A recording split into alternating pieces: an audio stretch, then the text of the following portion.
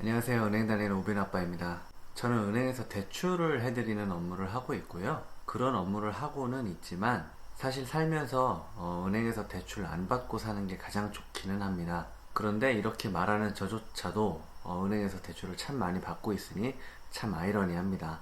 살면서 어쩔 수 없이 대출을 받아야 한다면 내가 어떤 대출을 어떤 조건으로 받고 있는지 정확히 알아야 함에도 불구하고 많은 분들이 어려운 용어와 절차 때문에 헷갈리게 되고 나의 대출 조건을 제대로 이해하지 못한 채 돈을 빌리게 됩니다. 아무리 기본적으로 대출 담당 직원이 설명을 하지만 일단 대부분의 고객님들이 대출을 받을 때 왠지 모르게 주눅이 들고 긴장을 많이 하시기 때문인데요.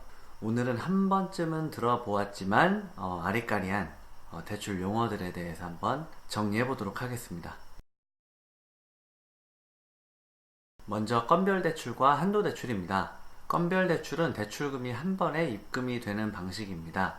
제가 한 번에 입금이 된다고 했지 내 통장으로 들어온다고는 말씀을 안 드렸죠. 전세 대출 같은 경우에는 집주인 계좌로 들어가기 때문입니다. 아무튼 건별 대출은 목돈이 필요할 때 주로 사용되는 대출이고요. 대출이 실행되는 날짜에 지정된 계좌로 입금이 됩니다. 그리고 대출금 전체에 대해서 이자가 계산이 됩니다. 한도 대출은 여러분들 많이 쓰시는 마이너스 통장이 대표적인 한도 대출 방식이고요.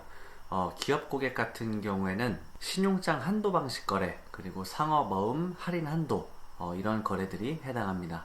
대출금이 한 번에 입금되는 게 아니라 총 대출금의 한도가 정해져 있는 방식입니다. 정해진 한도 내에서 만기일까지 편하게 사용하시고 상환할 수 있습니다만 건별 대출에 비해서 금리가 조금 높은 편입니다. 그리고 마이너스 통장 쓰시는 분들 중에서 자주 물어보시는 질문이 오늘 하루 잠깐 대출을 일으켰다가 바로 갚으면 이자가 나오는지 많이 물어보시는데요. 아마 여러분들 중에서도 궁금하신 분들이 있으실 수도 있을 거예요. 일단 대답은 네, 나옵니다. 마이너스 통장은 하루 중에 가장 낮은 잔액을 가지고 매일매일의 이자 계산을 해서 그 한 달치 금액을 더해서 출금을 하게 됩니다.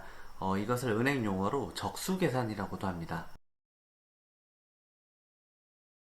다음은 대출 상환 방식에 대해서 말씀드리겠습니다. 첫 번째는 원금 균등 분할 상환 방식입니다. 대출 원금을 상환 기간으로 균등하게 나누어서 매월 원금과 이자를 상환하는 방식입니다. 매월 상환으로 인한 남은 원금에 대한 이자를 납부하기 때문에 이자가 점점 줄어듭니다. 다음은 원리금 균등 분할 상환입니다. 원금 균등 분할 상환하고 리자라는 글자 딱 한 끗 차이기 때문에 가장 많이 헷갈리는 용어입니다. 원금 균등이 아니라 원리금 균등 방식이기 때문에 원금과 이자가 균등하게 상환이 됩니다. 즉 상환이 끝날 때까지 원금과 이자를 합한 금액이 동일하게 상환이 되는 방식입니다. 신용카드 할부 결제 하시게 되면 그 끝날 때까지 매월 나가는 금액이 똑같잖아요. 이렇게 이해하시면 조금 편하실 것 같습니다. 그리고 마지막으로 만기 일시 상환이 있는데요. 만기 일시 상환은 간단합니다. 대출의 기간 중간에는 이자만 납부하시다가 만기일에 원금 전체를 상환하는 방식입니다. 제가 이 세 가지 상환 방식에 대해서 설명을 드리는 순서가 있는데요.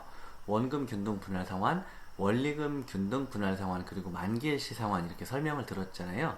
사실은 같은 조건에서 이자 금액이 적은 순으로 설명을 드렸습니다. 예를 들어 여러분이 대출 1억을 받으시는데 금리가 3%고 대출을 총 10년 동안 쓰셨다고 가정을 했을 때 총 나가는 이자 비용을 한번 제가 비교를 해드릴게요.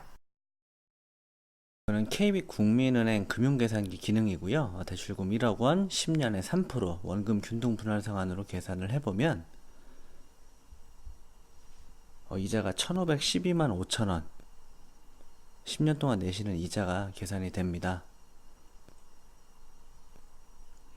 같은 조건으로 원리금 균등 상환으로 계산을 해볼게요. 대출금 똑같이 1억 원, 120개월 10년이고요. 대출 금리는 3% 계산을 해보면 같은 조건인데 총 이자가 1,587만 2,894원이 나오네요. 마지막으로 만기일시 상환 방식으로 한번 계산을 해보면 같은 조건입니다. 이자가 뭐 계산할 것도 없네요. 3%니까 1년에 300인데 10년이니까 3천만 원 이렇게 나옵니다.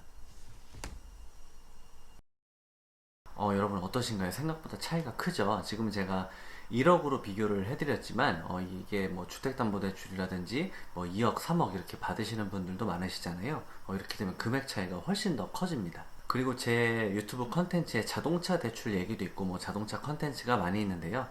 자동차 대출 선택하실 때도 마찬가지입니다. 가급적 원금 균등 분할 상환 방식을 선택하시는 게 유리합니다. 네, 여러분 오늘은 간단하게 여기까지고요. 다음에 다른 은행에 관련된 유익한 내용으로 다시 한번 말씀드리겠습니다. 시청해주셔서 감사하고요. 오늘의 내용이 조금이라도 유익했다면 구독과 좋아요 부탁드리겠습니다. 감사합니다.